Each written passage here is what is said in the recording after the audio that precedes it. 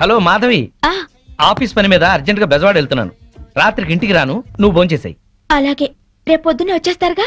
పొద్దున్నే వచ్చేస్తా. Okay okay.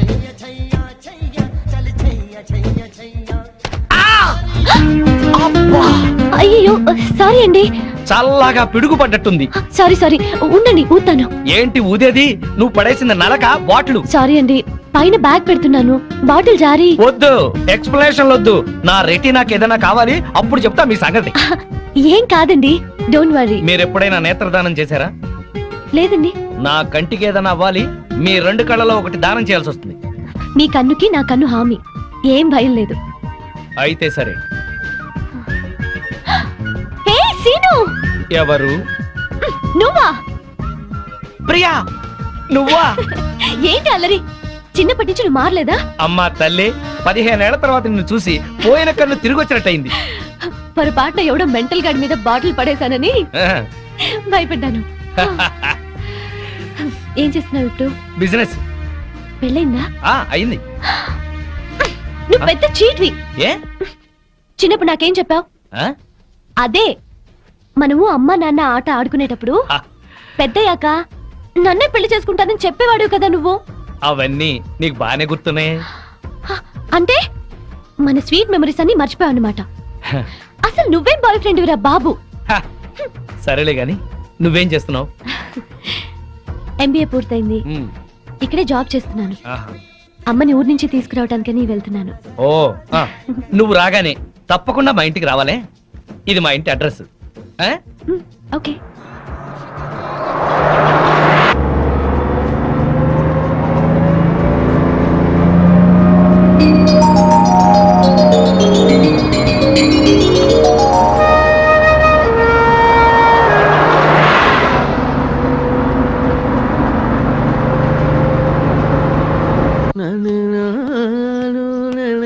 ఏం తాగుతాం బావా? ఎప్పుడు అదే మెక్డవరు, అదే అరిస్టోక్రాటు, అదే జానీవాకరు, అదే బ్లాక్ లేబుల్. ఈ మందు కంపెనీ వాళ్ళలో క్రియేటివిటీ పోయింది బావా. ఏదన్నా కొత్త టేస్ట్ కొనుక్కోవాలి. డెటాల్ ట్రై చేయరాదు?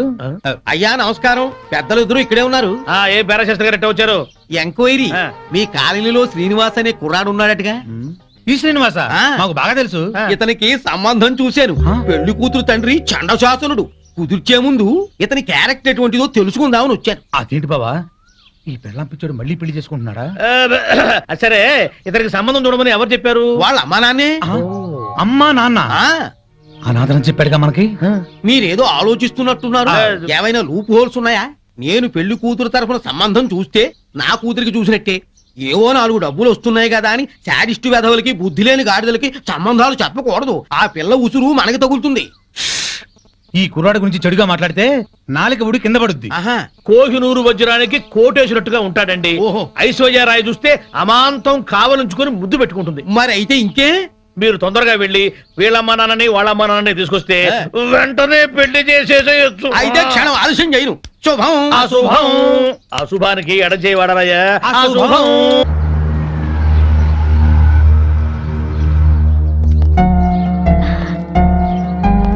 రా మంజుల, నేనే నీకు ఫోన్ చేసి వద్దాం అనుకున్నాను. మా ఆయన ఆఫీస్ పని మీద ఊరెళ్ళారు. ఆఫీస్ పని మీద? అవును. ఏ? సారీ మాధవి, నీకో విషయం చెప్పాలి. ఏమిటది? మీ ఆయనకి మా వారితో ఎలాంటి పార్ట్నర్షిప్ లేదు. ఇన్ఫాక్ట్ మా కంపెనీలో క్లర్క్ గా పనిచేస్తూ పార్ట్నర్ అని అబద్ధం చెప్పాడు. ఈ విషయం తెలిసి ఈ రోజు ఆయన ఉద్యోగం నుంచి తీసేశారు. నువ్వేం బాధపడకు, మా ఆయనకి నచ్చజెప్పి మళ్ళీ ఉద్యోగం ఇచ్చేలా చేస్తాను. బట్ మీ ఆయన్ని కంట్రోల్లో పెట్టుకో. బాయ్.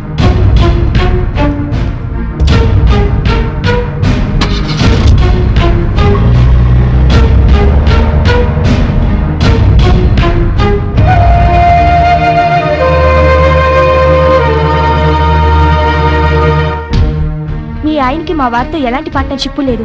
ఇన్ఫాక్ట్ మా కంపెనీలో క్లర్క్ గా పనిచేస్తూ పార్ట్నర్ అని అబద్ధం చెప్పాడు.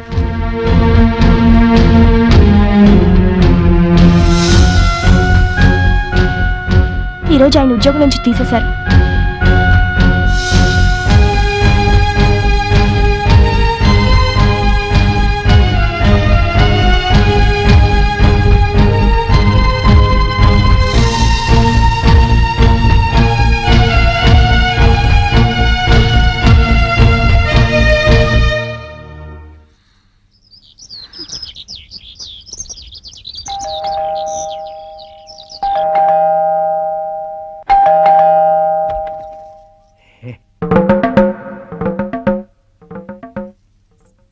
అనుకోకుండా ఊరెళ్ళాల్సి వచ్చింది.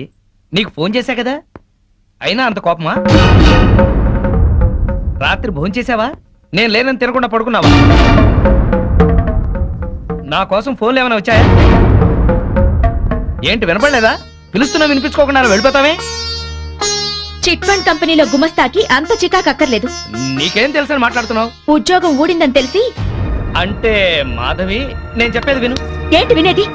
ఎంతో ప్రేమగా నటించి ఎందుకు ఇలా మోసం చేశారు చెప్పండి. శ్రీనివాస్, శ్రీనివాస్, ఏవయ్యా శ్రీనివాస్, ఓసారి బయటకు వస్తావా? మీ అమ్మా నాన్న వచ్చారు.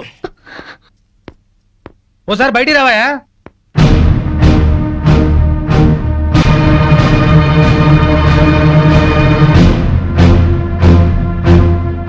నీకు పెళ్లిగారేదని ఎవరో పిల్లని ఇవ్వడానికి వచ్చారయ్యా. ఏమిటి, ఇతనికి పెళ్ళయిందా? మాకు తెలిసి ఒకే పెళ్ళయింది, ఆవిడే ఒక్క పెళ్ళాం. ఏమిటి మీ అమ్మా నాన్న కూడా తెలియకుండా చేసుకున్నావా ఈ అమ్మాయిని? అవ్వో, మా సంగతి తెలియక వాళ్ళు నీకేదో పెళ్లి సంబంధం తీసుకొచ్చారయ్యా. ఏంటండి ఈ నాటకం? మీ అమ్మా నాన్న దివిసీమ తుఫాన్లో చచ్చిపోయారని చెప్పి నన్ను పెళ్లి చేసుకున్నారు. వాళ్ళు బతికుండగా అలా చెప్పడానికి సిగ్గుగా లేదు. అమ్మా, దివిసీమ తుఫాన్లో కొట్టుకుపోయిన వాళ్ళ అమ్మా నాన్న మొన్న వచ్చిన సునామీకి ఒడ్డు కొట్టుకొచ్చుంటారు. అతనే వరకు ఏమిట్రా ఇదంతా? మాతో ఒక్క మాట చెప్తే నీ పెళ్లి మేం కాదంటావా? అది కాదు నాన్న. చేసింది చాలే, సమర్థించుకోకు. నువ్వే మనిషివా? ఇలా చేస్తావు అనుకోలేదు. మీకేం చేశాడండి? చీట్ చేశాడండి. ఫోన్ తో సహా నా ఆఫీస్ అద్దెకిస్తే నాకు తెలియకుండా నా సంతకం ఫోర్జరీ చేసి ఎస్టీడీ కనెక్షన్ తీసుకుని 50,000 బిల్లు చేశాడు. పైగా 2 నెలల నుంచి ఆఫీస్ అద్దె కూడా కట్టలేదు. ఆగండి రమణ, ప్రతి నెల ఈయన అద్దె డబ్బు నీతో ఇచ్చి పంపించట్లేదు? ఆ డబ్బులు మేము వాడుకున్నాం సార్. ఛీ! మరి ఎస్టీడీ గొడవ ఏంటి? ఆయన సంతకం ఫోర్జరీ చేసి ఎస్టీడీ కనెక్షన్ తీసుకున్నాం. పబ్లిక్ అందరితో ఫోన్లు చేయించి ఆ డబ్బుతో దుబాయ్ వెళ్ళాలనుకున్నాం. డబ్బు తీసుకున్న ఏజెంట్ మోసం చేశాడు. దయచేసి మమ్మల్ని పోలీసులకు పట్టించకండి సార్. విన్నావుగా, అగ్రిమెంట్ రాసి ఆఫీస్ అద్దెకి తీసుకుంది నువ్వు. ఈ బిల్లు డబ్బు ఆ 2 నెలల అద్దె కట్టకపోతే అరెస్ట్ అయ్యేది కూడా నువ్వే. ఏం శ్రీనివాస్, నా బాకీ తీర్చకుండా ఇంకా ఇలా అప్పులు చేసావా? నీ ఉద్యోగం చూసి నీకు 2 లక్షలు అప్పిచ్చాను, ఇప్పుడు అది పోయింది. నా బాకీ ఎలా తీరుస్తావు?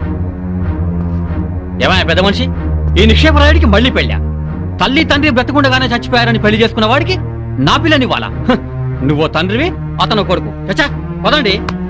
ఇదిగో శ్రీనివాస్, ఇప్పుడు నా బాకీ తీర్చకపోతే లారీ తీసుకొచ్చి సామానంతా తీసుకెళ్తా. పోలీస్ కమిషనర్ కు ఫోన్ చేసి అరెస్ట్ అయిపిస్తా. సేట్ సామానంతా తీసుకెళ్తే మరి నా సంగతి ఏంటి? ఎవరో ఒకరి కొంప ముంచి తీరుస్తాడేవయ్యా. పార్వతీ పరమేశ్వరు లాంటి అమ్మా నాన్నని అంత మాట అన్నాడంటే నమ్మలేకపోతున్నాం. ఇలాంటి కొడుకుని ఎక్కడా చూడలేదు. తల్లి తండ్రి చచ్చిపోయారని అబద్ధం ఆడి పెళ్లి చేసుకోవడం కంటే నాలాగా పెళ్లి పెటాకులు లేకుండా ఉండడమే నయం. సైలెన్స్!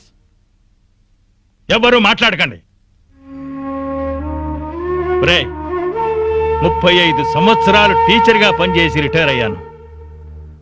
నా 65 ఏళ్ల జీవితంలో ఒక్క మాట పడకుండా బతికాను. జీవితంలో అడుగు పెడుతూనే ఇంత మచ్చ తెచ్చుకున్నావేరా?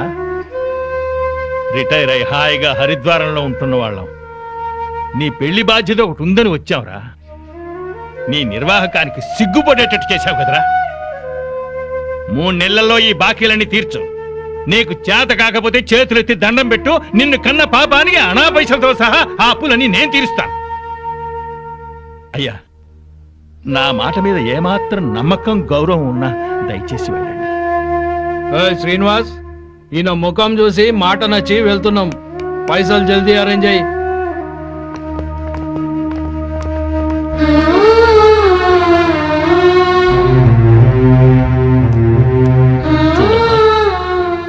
వీడి తెలివికి చదువుకి ఈ అప్పులు తీర్చడం అంత కష్టమైన పని కాదు.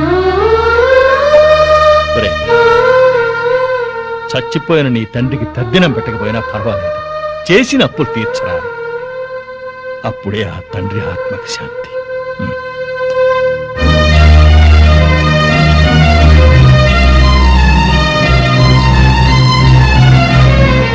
అమ్మా,